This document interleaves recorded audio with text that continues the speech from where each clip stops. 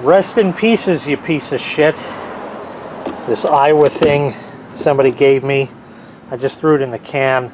I'll pull it out so you can see it. It's an Aiwa, you know, piece of crap bookshelf type system, but it was sort of a higher end one. It actually had a matching turntable, which I don't have, as the stylus was no good. That was actually a separate unit entirely. They tried to sort of make this look like it was like a component system and failed miserably. Had a 5-disc changer. That actually works fine. The entire machine, including the tape decks, worked fine.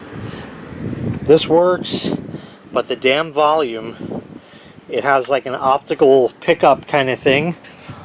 I've cleaned that. I've checked all the solder joints on it. And my friend Anthony was over one day last summer or something, and we actually took it completely apart and thoroughly cleaned it and did all the servicing you could possibly do, and it still doesn't work. If I pushed it really hard in one direction, it might have worked. I think I'll take the knob. Why not? I don't need anything else. I'm not taking the motors out or anything. I don't need any of the crap that's here, but I guess I'll save the knob. It was supposed to be a you know, pretty nice system. It even had a vacuum fluorescent display, but it was useless because I could not adjust the volume on it.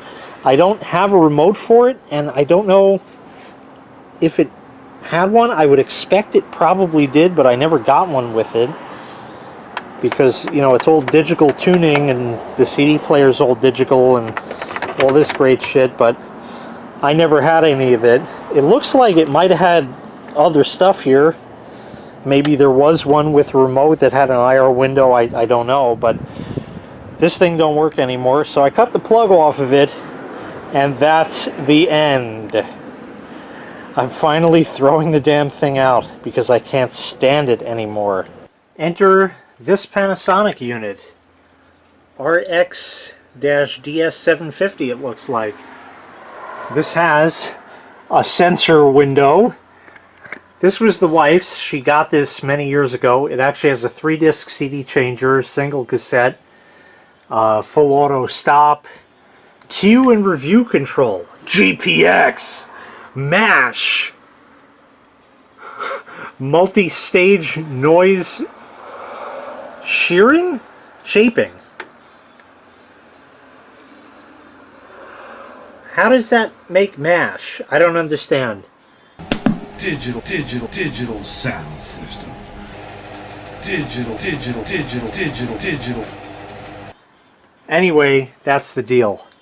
This does not have an aux input at all. But I have a cassette adapter in here. Now the problem is the cassette adapter has been in the wife's car for I don't know how long, and unfortunately the plug on it is knackered. So currently the left speaker is not working. If I wiggle it just right, it will work. So I just need another one of these, and I probably have one laying around. I have to just find it. Yes, the wire comes out. It looks ghetto, but I don't care. It's a garage unit. What's this? Don't ask. This is for somebody else. I don't think it works. I don't know for sure. I never actually tested it. But that's not what I'm going to be using. I'm going to be using this. This was the wife's. She had this in her bedroom when she still lived at her parents' house. This has got to be dating back to sometime in the late 90s, I guess. I don't know exactly. Sometime in the late 90s. So if you call it 1998, here we are at 2018, it's 20 years old. It was a cheap bookshelf system. It aspires to be nothing more than that. It has a graphic equalizer for what it's worth. And I'm going to go ahead and turn it on. And we get just the right speaker. I'm going to turn it down just so we don't get copyrighted. I'll keep it quiet, and you'll see if I wiggle.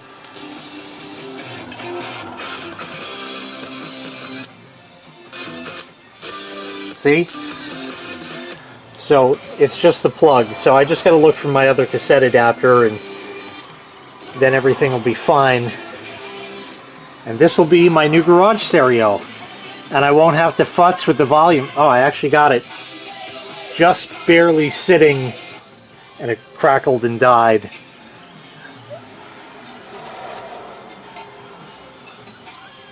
I don't know if you can hear that, but anyway.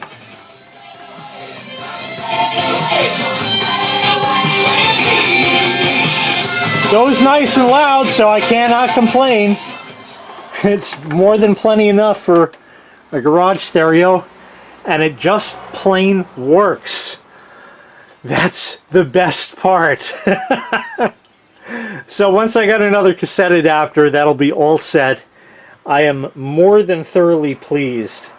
Like I said, this was the Whiff's, and she had this in her bedroom, and it went with us to the apartment that we first had together, and we had that, and that was really our only stereo. And I was working for an electronics retailer in the area, so I was able to get a discount on stuff, and we bought another Panasonic bookshelf system that has like by-wire amplified speakers and with a separate subwoofer in the whole nine, and it was like the real stereo for the apartment.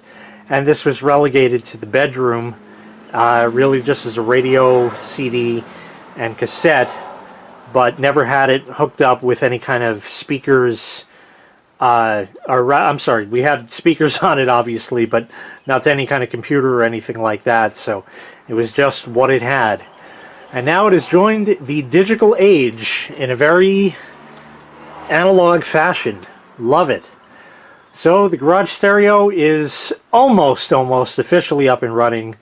Thank you for watching. Make sure you click like, make sure you click subscribe, and take care. We'll see you next time. Bye-bye.